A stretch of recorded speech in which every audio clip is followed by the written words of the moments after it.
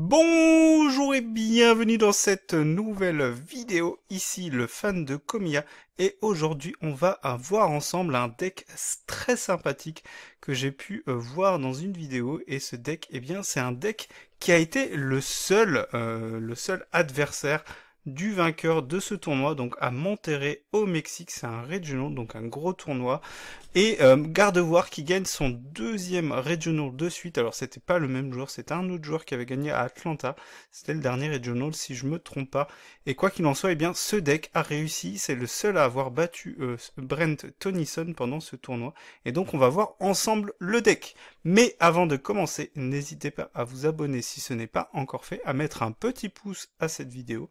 Et n'hésitez pas à commenter et me dire qu'est-ce que vous aimez jouer dans le TCG. Et donc oui, il faut regarder les résultats des tournois, c'est intéressant. Donc je regardais une vidéo où eh bien un Américain, je crois que c'est un Américain très connu, je vous mettrai en description la vidéo, eh bien a fait une petite interview de Brent Tennyson qui avait déjà joué Gardevoir, donc c'est un Australien. Donc il est resté aux États-Unis après Atlanta, donc en Amérique du Nord plutôt. Et du coup, il a rejoué Gardevoir et cette fois-ci, il a gagné. Donc Gardevoir très fort, on pensait que ça allait baisser après la rotation, parce que Gardevoir perdait quand même pas mal d'outils, mais visiblement Gardevoir est encore très fort.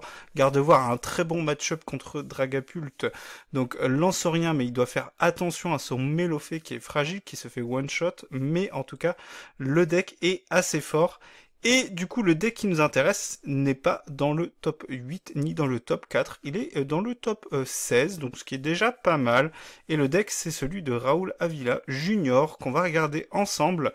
Et donc du coup, le deck, il tourne principalement autour de deux Pokémon. Donc du coup, vous les voyez ici, Rugilune et un sous-lourdeau, donc du coup qui évoluera en dessous lourdeau.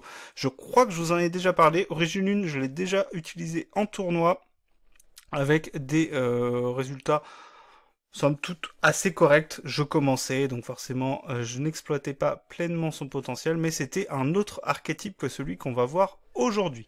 Donc du coup, voici la decklist, je vous la mettrai en description de la vidéo évidemment, et elle est assez simple au niveau des Pokémon parce que vous en avez assez peu. Il y en a 4, 8, 12... 14, 16, il y en a 16. Oh, il y en a quand même 16, c'est quand même pas mal. Donc le début de partie, il est assez simple dans le sens où avec du coup Motisma Hélice, vous allez essayer de chercher, du coup on peut pas aller chercher les 2 sous lourdeau, mais on peut aller chercher jusqu'à 3 1 sous lourdeau. Donc c'est ce qu'on va faire et on va en placer le plus possible. On n'a pas forcément besoin de tous les placer en début de partie, je vous montrerai ça tout à l'heure en match, mais l'idée ça va être d'aller chercher à chaque tour un voire deux sous lourdeau, et donc d'utiliser son talent qui vous permet à chaque fois que vous jouez le talent du coup de piocher 3 cartes. Et l'avantage c'est que 2 sous lourdeau et un sous lourdeau retournent dans votre deck, et donc derrière vous pouvez à nouveau utiliser par exemple le Peaufin copain puisque du coup on peut pas réutiliser le talent de Motisma, ou vous avez aussi la Great Ball. Alors j'ai pas touché au deck. Pour l'instant, j'ai pas touché au deck. J'essaye de le comprendre. J'ai lancé quelques petites parties. Il y a des match-ups qui sont compliqués. Il y a des match-ups intéressants, notamment grâce à une carte qu'on va voir juste après. Mais j'imagine que c'est améliorable. Et en tout cas, bon, pour l'instant, je n'y touche pas. Je vous montre le deck tel qu'il a été joué pendant le tournoi. Et à la limite, ce que je ferai, c'est que peut-être j'apporterai quelques petites modifications. Et si jamais un jour je le joue, je vous représenterai à nouveau les forces et les faiblesses. Donc du coup, l'idée, ça va être d'aller chercher le plus possible les 1 sous lourdeau et les 2 sous lourdeau pour piocher les cartes dont on a besoin. Donc c'est une base assez classique avec du coup la vitalité du professeur Olim, je crois que c'est en français, et le guide d'explorateur. Et l'intérêt de ces cartes, c'est qu'on va venir booster l'attaque des Rugilune. On les appelle les Baby Roaring Moon, puisque du coup c'est la forme de base, pas la forme X. Et du coup, l'attaque, elle devient de plus en plus forte pour toutes les cartes, du coup, temps passé que vous avez dans la défausse. Et vous en avez de plus en plus, parce que à chaque fois que vous allez jouer ces deux supporters, par exemple, eh bien ça va être dans la défausse. Pareil pour l'urne terrestre. Pareil pour les capsules, si jamais elles sont défaussées, si un de vos Rugilune est mis KO par exemple, et eh bien du coup ça va s'accumuler et logiquement à la fin eh bien vous tapez de plus en plus fort. Rugilune X, il est là principalement pour assurer des kills si jamais vous êtes en difficulté, parce qu'il est toujours très dur à setup. Je vous en avais déjà parlé au moment donc du deck que j'avais présenté, même si avec la vitalité du professeur Olim et le comment on appelle ça, échange d'énergie, on peut le charger assez vite, mais c'est quand même beaucoup plus compliqué que le petit Rugilune qui nécessite que 2 énergies. Donc votre attaquant principal de toute façon c'est lui, et selon les situations vous allez peut-être utiliser donc Rugilune. Je rappelle qu'il y a une attaque qui permet de one-shot un Pokémon, peu importe ses PV, mais en contrepartie vous avez 200 PV qui sont infligés au Pokémon. Donc ça peut être utilisé en sachant que la deuxième attaque, vous allez pouvoir l'utiliser parce que vous allez jouer 4 stades dans ce deck, donc c'est aussi utilisable. Donc on peut utiliser les deux selon la situation. Au niveau du reste du deck, c'est assez classique avec j'ai les noms en anglais sous les yeux, mais j'ai pas les noms en français. C'est Attrape Ultime, je crois. Non, c'est pas Attrape Ultime, c'est... Bon, bref, c'est pas grave. Quand vous êtes en retard au niveau des récompenses, vous pouvez envoyer un nouveau Pokémon sur le poste actif. C'est le rôle que va jouer du coup Ordre du Boss, mais là, peu importe la situation. Les Ultra Balls, ça va surtout être pour aller chercher les deux sous lourdeau, je vais y arriver. Et éventuellement les Rugilune, si vous les avez toujours pas dans la partie. Et la Super Canne va être importante aussi parce que vous jouez peu d'énergie dans ce deck. Donc c'est ce que je vous disais tout à l'heure. Je pense que dans une partie, vous allez préparer grand maximum 2 Rugilune. Vous voyez bien, il n'y en a que 6.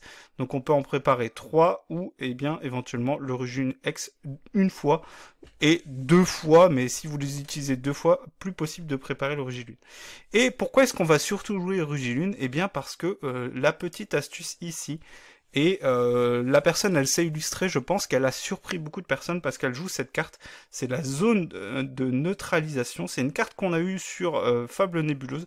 Je pense qu'elle est passée un peu inaperçue, comme assez souvent avec les stades, tout simplement parce que les stades, c'est très risqué, parce qu'il y a quand même pas mal de decks qui vont jouer 1 voire 2 stades, mais plus, c'est assez rare. Et l'idée ici, ça va être de bait avec Quencia, donc du coup de faire croire à votre adversaire que vous n'avez pas un autre stade. Et l'idée, ça serait du coup de le garder pour la fin, parce que c'est assez risqué. Si vous n'avez pas la certitude que votre adversaire n'a pas de stade, c'est risqué de jouer zone de neutralisation, parce que si votre adversaire joue un stade, vous ne pouvez pas récupérer cette carte, hein, c'est écrit dessus. Cette carte ne peut pas être récupérée, c'est pas possible, impossibilité de la récupérer, et vous n'en avez qu'un seul parce que c'est une carte Ace, mais elle est très forte parce qu'en fait, tout simplement, tant que cette carte est active, les Pokémon X de votre adversaire ne peuvent pas attaquer les Pokémon non X que vous avez vous sur le poste actif. Et c'est ce que je vous disais tout à l'heure, on va vouloir du coup préparer les Rugilune et du coup espérer que notre adversaire n'ait plus ou n'ait pas de stade. Il y a quand même des decks qui ne jouent pas de stade, mais ça reste assez rare. La plupart du temps, il va y avoir 1 ou 2 stades quand même en jeu. Donc l'idée, ça va être d'attendre le bon moment, et c'est ça qui est très difficile avec ce deck. Mais quand vous y parvenez, eh bien votre adversaire, qui souvent va attaquer avec un Pokémon de type X, évidemment, eh bien ne pourra plus mettre KO votre Rugilune. Et là, eh bien, du coup, vous n'avez plus qu'à dérouler et logiquement, votre adversaire, il est un peu bloqué. Alors, sur les premières parties que j'ai fait, c'est assez dur à placer.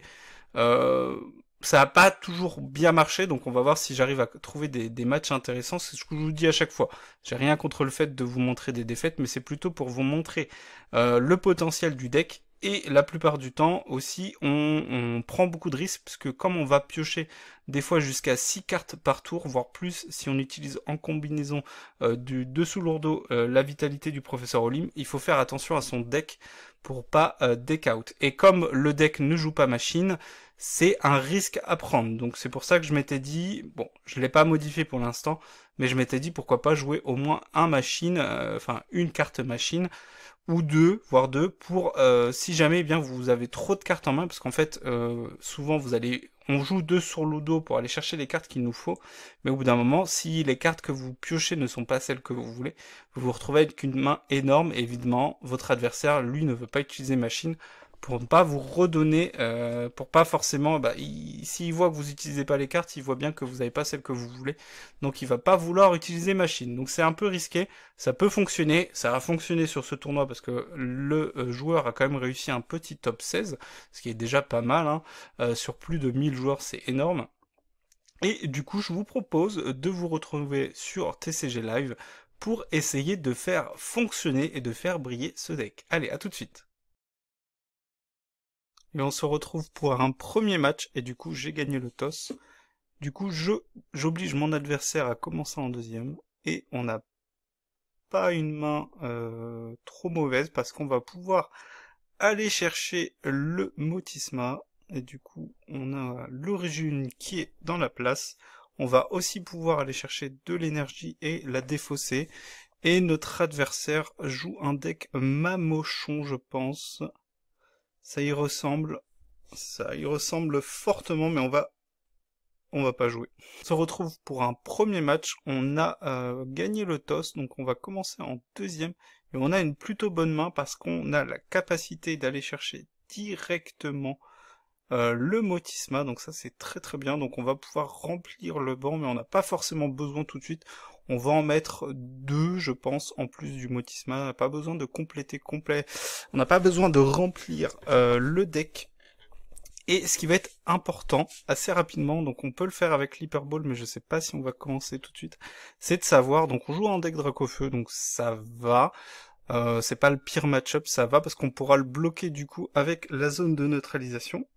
Et en général, Dracofeu, il joue que 1 ou 2 exemplaires de Quencia. Donc ça va. Et donc je vous disais, oui, l'idée c'est d'aller voir si vous avez la zone de neutralisation, parce que si on n'a pas la zone de neutralisation, on pourra pas utiliser la technique. Mais bon, le deck ne repose pas que sur ça, mais c'est vrai qu'en fin de partie, ça peut bloquer l'adversaire. Mais il faut faire attention au deck, ce que je vous disais. Donc on va aller chercher Motisma, on a une première énergie, donc du coup on va pouvoir placer une première énergie sur Rugilune. On pourrait aussi la défausser avec... non, attends. Ça commence bien. Faut prendre un Motisma. J'aurais peut-être dû scout avec la Super Bowl. Bon, c'est pas grave. On va chercher du coup les 1 sur l'eau. Ce qui est bien aussi avec Motisma, c'est qu'on n'est pas obligé de les mettre dans la main. On va prendre le Motisma parce qu'on va pouvoir le défausser. De toute façon, on n'en aura plus besoin. Et ce qu'on va faire, c'est qu'on va aller défausser et on va aller chercher le premier dessous lourdeau pour le prochain tour. Et comme on joue un deck avec la vitalité du professeur Olim, on peut se permettre de défausser des énergies en début de partie parce qu'on sait qu'on va aller les récupérer. On prend un dessous lourdeau, donc on a tous les dessous lourdeaux. Et j'ai bien fait, j'ai dit que j'allais regarder si j'avais zone de neutralisation, je l'ai pas fait. Ça commence très très bien. On va reprendre un Rugilune, et ce qu'on va faire, c'est qu'on va tout de suite... non, on va pas mettre Quencia, parce qu'on en a pas besoin. Comme ça, si notre adversaire veut jouer Quencia, il va être obligé de le jouer tout de suite. On va placer un troisième 1 sur l'eau au cas où, du coup, on aurait 2 sur l'eau, on aurait plusieurs 2 sur l'eau dès la prochaine partie. Parce qu'il faut faire attention, on peut pas les faire évoluer le tour où on les pose. Mais du coup... Là, c'est bon, on peut en faire évoluer 3. Alors, la difficulté ici, c'est qu'on n'a rien pour contrer les super bonbons du deck Dracofeu, donc ça risque d'être un peu compliqué. Ça va dépendre du début de partie de mon adversaire, s'il obtient les cartes dont il a besoin tout de suite. Il a le supporter, donc il peut aller chercher le super bonbon. Est-ce que c'est ce qu'il va aller chercher? Il peut aussi aller chercher une capsule d'évolution s'il la joue. On va voir ce que fait mon adversaire. Alors j'avais lancé une partie, mais mon adversaire avait 3 misères et il a pas continué la partie. Donc là c'est le deuxième match que je lance. Donc il a bien le super bonbon, il a pas d'item. Qu'est-ce qu'on va vouloir jouer en général sur ce deck là? Donc il a déjà le super bonbon. Est-ce que c'est le roux carnage? Est-ce que c'est déjà Dracofeu? Ok, il me met pas KO. Il me met pas KO. Ça c'est la bonne chose. Ça va être compliqué. Après, encore une fois, si on a la zone de neutralisation et que l'adversaire n'a pas d'autres cartes, je vais mettre le deuxième Rugilune, ça c'est sûr, et on va voir ce qu'on va pouvoir faire. Ça va être compliqué. Il a joué sa carte Ace. Ok, donc il me met KO. Non, il me met pas KO, ça marche que sur les Pokémon X, donc ça marche pas. Mais c'est un deck qu'on va très peu jouer les Pokémon X. Je vous l'avais expliqué tout à l'heure, Rugilune X, on n'a pas forcément besoin, il est trop compliqué à charger. Donc on va avoir tendance à pas le jouer. On l'a justement, mais on va pas le jouer tout de suite. On fait évoluer un premier Insolourdo. On va espérer avoir quelque chose d'intéressant, parce que là c'est compliqué. Allez, on va utiliser la pioche. Ce qui est très fort, c'est que du coup vous pouvez les avoir en boucle. On a le guide d'exploration, on a une énergie. Ce qu'on va faire, c'est qu'on va mettre un autre Insolourdo. On va utiliser la Super Ball pour Scout. Là, il nous faudra un autre 2 Soolourdo. On n'a pas de deuxième de Soolourdo. On va mettre un Rugilune quand même. Et ce qu'on va faire... Là, on n'a pas 36 000 solutions. On va utiliser le guide avant de décider le destin de cette énergie. Est-ce qu'on utilise cette énergie ou pas. Mais pour l'instant, c'est un peu compliqué. Alors, on peut jouer la vitalité au prochain tour. On peut aussi utiliser une urne terrestre. On va prendre la capsule, ça c'est sûr. Et je pense qu'on va prendre la vitalité pour être sûr au prochain tour, du coup, eh bien, de préparer le deuxième Rugilune qui va commencer à taper fort. Mais je suis pas sûr que ça suffira. Après, on en a un troisième qui est déjà là dans la main. Donc si je me fais pas machine, ça sera plutôt pas mal. Et il faut pas oublier que la zone de neutralisation, si mon adversaire ne joue pas de stade, eh bien, tout simplement va nous garantir eh bien, de ne pas être touché par le Dracofeu X. Et comme c'est un deck, le deck Dracofeu c'est un deck où vous jouez seulement avec des attaquants X. Après vous pouvez toujours essayer d'attaquer avec Reptincelle et Roucoups, mais bon, les deux se font one shot par Rugilune, parce qu'en plus là, si vous comptez, donc mon adversaire n'a rien fait sur ce tour, donc là on commence à avoir pas mal de cartes intéressantes. Mais ça sera toujours pas assez pour faire le one shot, mais ce qui est bien c'est que l'adversaire ne nous mettra pas KO, et on va pouvoir tout shot, je pense, le Dracofeu. Et après, en fonction de ce qu'aura mon adversaire par la suite, ça devrait nous assurer eh bien une bonne avancée. On rattraperait notre retard. Après, évidemment, le problème, c'est que le prochain Dracofeu, eh bien, suffira. On a le 2 Soolourdo, on est béni. Et ce qui est bien, c'est qu'on va aussi piocher avec la vitalité. On va placer le troisième Rugilune sur le banc. Ce qui serait bien, ça serait de se débarrasser de ce Rugilune X qu'on va pas utiliser. Donc, on place le Rugilune. On va scout parce que du coup là on va faire beaucoup de choses là sur ce tour, donc préparez-vous, il va y avoir beaucoup de choses à faire. On scout avec la Super Ball. On a un autre 2 Soolourdo, on n'a pas besoin du Rugilune pour l'instant. On va à nouveau piocher, et l'Hyper Ball nous permettra de maximiser la vitalité du professeur Olim qu'on va utiliser après. Là ça serait bien de replacer un Insolourdo, sinon ça va être compliqué pour le tour d'après. Après, on a pas mal d'outils en main. Du coup, ce qu'on va faire, on va utiliser l'urne, on va défausser le Rugilune. Voilà. Il faut qu'on regarde combien d'énergie on a dans la défausse. Et du coup, la vitalité nous permet d'en chercher 2. Alors, ce qui m'a... Là, pour l'instant, il n'y en a qu'une seule, vous voyez. Donc, on va en défausser... On n'a plus besoin... On a besoin... Quincy, on n'en aura pas besoin, mais on va défausser une énergie pour avoir les 2. Et du coup, maintenant, on va jouer la vitalité et on va attacher une énergie à celui-là. Ce qui est bien, c'est qu'on va aller chercher plutôt un Insolourdo, parce que je crois qu'on peut pas faire évoluer celui-là. Et on a quand même de fortes chances d'en récupérer un avec la vitalité juste après. Donc, on utilise la vitalité. Et on aura 2 Rugilune qui seront prêts. Maintenant, il nous faudrait la capsule, par contre. Hop. Donc, on a 2 Rugilune qui sont prêts. Là, on commence à taper assez fort. On a un 2 Soolourdo. Est-ce que... non, on va garder le Peaufin et au prochain tour, on utilisera le Peaufin. On va préparer celui-là. Et on a quand même... est-ce qu'on utilise la Super Ball? Non, on va la garder. On tape. Là, je pense qu'on a fini notre tour. On peut refaire évoluer, mais là, on n'a pas besoin. On va taper une première fois. Donc, on assure le two-shot, c'est sûr. De justesse, mais on a le two-shot. Et notre adversaire n'a pas... ne peut pas, du coup... Ce qui pourrait le sauver, c'est qu'il a un deuxième Dracofeu rapidement. Mais c'est vrai que ça en prend pas le chemin pour l'instant. Donc c'est pas une game facile. J'ai toujours pas regardé si j'avais la zone de neutralisation. Pour l'instant, il a quand même un banc assez fourni, mais s'il les fait pas évoluer, bah ça lui sert pas à grand chose. Donc là, ce tour-ci, je ne suis pas mis KO. Il faudrait une capsule. Maintenant, on n'aura plus besoin de défausser parce que du coup, on aura au minimum 2 énergies au prochain tour. Enfin, pas au prochain tour, là je vais jouer, mais le tour encore d'après.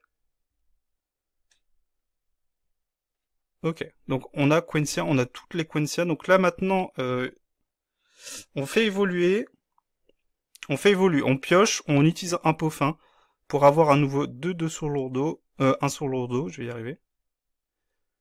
Et il nous reste encore pas mal de cartes, ça va. Et là, ça serait bien qu'on ait la zone. Je sais pas si mon adversaire a Quencia.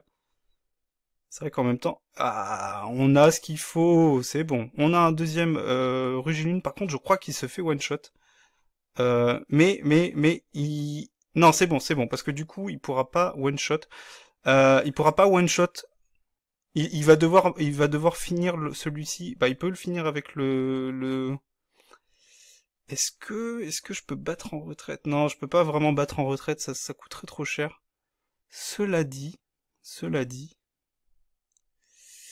Ben voilà, c'était bien avancé, hein. C'est pas sûr que je gagnais, mais c'était quand même, ça avançait pas mal. Je pense que là, vous avez compris le game plan. Là, mon adversaire, s'il avait pas de drac au feu, là, celui-là, il était mis KO. Euh, J'avais pas à vérifier, mais je pense que le plus intelligent, c'était de défausser et de réutiliser, du coup, la vitalité derrière. Donc, on était plutôt bien. Voilà, on va essayer de faire une deuxième partie. J'espère que ça sera pas trop long. Et du coup, je vous retrouve juste après.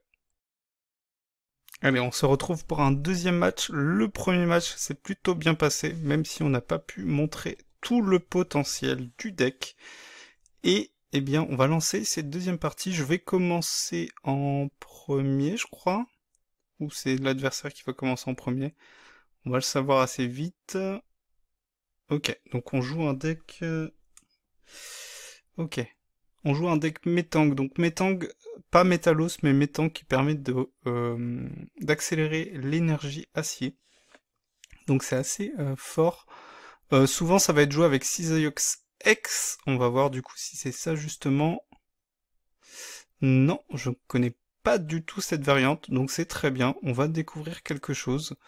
C'est très très bien. Un deck qui visiblement est joué avec pas mal de Pokémon. L'adversaire qui est plutôt agressif, qui met pas mal de Pokémon. Alors je me souviens plus exactement de l'intitulé de Metang. Bah j'ai pas besoin d'utiliser le pot fin, on pourra le garder pour plus tard. Du coup on va placer 2 sous lourdeau. Et si nécessaire... Non, on va quand même... Je pense qu'on va commencer après... Non, on va pas Motisma. Faut pas faire n'importe quoi, il faut réfléchir. Donc ça c'était bien. Après si on n'avait pas Motisma, on avait le pot fin. C'est pas grave, mais du coup là maintenant le pot fin on peut le garder pour plus tard. Alors ce qu'on va faire... Quencia, on n'en a pas besoin. Et on va défausser le Rugilune X parce que... la technique, comme je vous l'ai dit au premier match, c'est de jouer le la zone de neutralisation. Donc on a le dessous lourdeau pour le prochain, et on va quand même mettre une énergie, parce que on peut quand même faire des gros dégâts au Duralugon au prochain tour. Et si jamais on est mis KO, c'est pas grave, parce que derrière, eh bien, on pourra récupérer les énergies avec la vitalité. On va mettre un autre 1 sous lourdeau. On va espérer trouver des belles choses avec le dessous lourdeau. Donc déjà, une première indication, l'adversaire joue un stade. Est-ce qu'il le joue en un ou plusieurs exemplaires? On va tester le terrain en mettant Quencia au prochain tour. Voir si mon adversaire joue un deuxième stade, donc si jamais il le rejoue par-dessus. Celui-ci, je le vois pas souvent. Donc c'est une sorte de défense sur les Pokémon de type acier. Il se prépare à faire la deuxième attaque. Ok. Bon, après, ce qu'on peut faire, c'est aussi ne pas l'attaquer.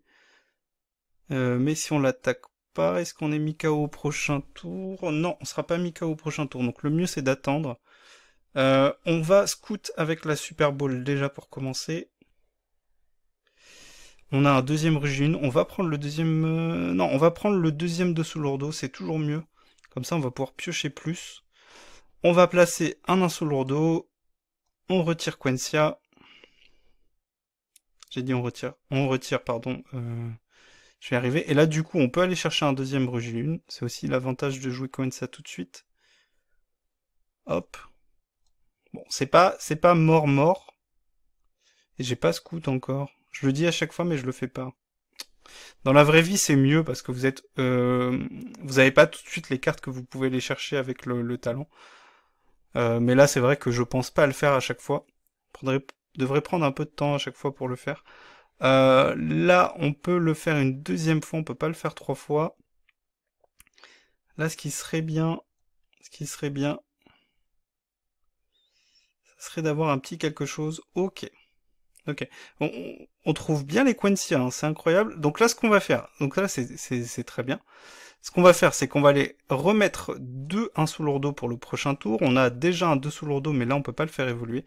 On va placer une énergie sur le deuxième Rugilune, parce que là, sans les capsules, c'est un peu compliqué. Et du coup, on va espérer que notre adversaire continue à attaquer. Je vais y arriver. Et nous, derrière, on compte sur le fait de trouver la vitalité, parce que là, de toute façon, on fait pas mal, parce que on a très peu de cartes temps passé dans la défausse. Et au prochain tour, je vais aller vérifier si on a la zone de neutralisation. Alors, est-ce que c'est un deck qui joue Pendralugon X ou juste Pendralugon classique? En tout cas, il a rempli Il a rempli. C'est le Charibari de EV2, d'accord. Ok. Je croyais que c'était celui de... Ok, je vois pas trop. Son game plan est un peu bizarre dans le sens où il a pas beaucoup de pioches là. On pourrait le bloquer sur un autre Pokémon. On va voir, ça dépend de ce qu'on chope ici. Et ce qui est bien, c'est qu'on peut refaire une Super Bowl pour espérer trouver un 2 Soulordo à nouveau. On trouve le guide, c'est peut-être un peu tôt pour l'utiliser. Moi j'aimerais bien trouver... On peut aller chercher un autre 2 Soulordo. On trouve un 2 Soulordo, c'est parfait. Et du coup on va pouvoir repoffin, copain. Vous voyez, le fait d'avoir trouvé le Motisma, ça nous permet quand même d'assurer le fait d'avoir toujours les Insoulordo prêts à évoluer. Donc ça c'est très très bien. Donc la pioche, on a la capsule, on va la mettre sur le deuxième et ça commence à sentir bon, mine de rien. Du coup, on met le pot fin, hop. Voilà. Et est-ce qu'on booste? Je pense que c'est ce qu'on va faire. Mais à ce moment-là, est-ce qu'on...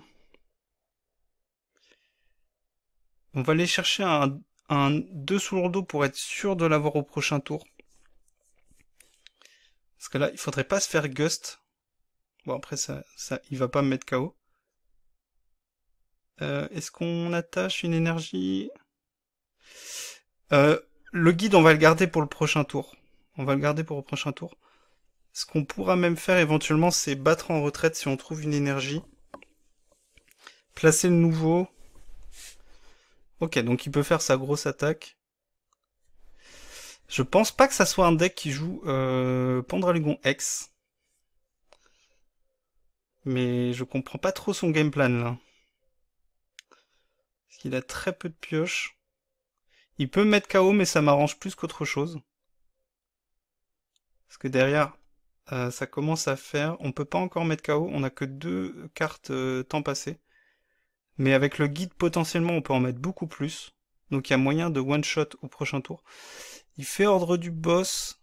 C'est pas trop grave. Il met, lui, ok. D'accord. Attends, il y a un bug là, pourquoi? Non, il a déjà mis les dégâts, ok. Ok. Ouais, je sais pas trop ce que tu cherches à faire. Allez, c'est pas grave, je comprends pas trop. Il a un peu gâché son ordre du boss là. On pioche. On n'a pas vérifié si on avait la zone. Bon après là, la zone, elle va pas être utile parce que j'ai l'impression qu'il joue pas un deck.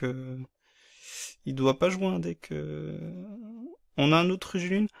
Est-ce qu'on met un autre Rugilune? On a la vitalité, mais on n'a pas d'énergie dans la défausse. Non, on n'a pas d'énergie dans la défausse. On n'a pas eu le temps de défausser. Je pense qu'on va utiliser le guide, mais on va mettre un sous lourdeau. On va utiliser le guide, c'est un peu risqué, mais en même temps, il y a quand même moyen de mettre un one-shot, là, selon ce qu'on récupère. Ouais, là c'est pas mal, là c'est pas mal. On peut défausser deux, mais est-ce qu'on veut la capsule?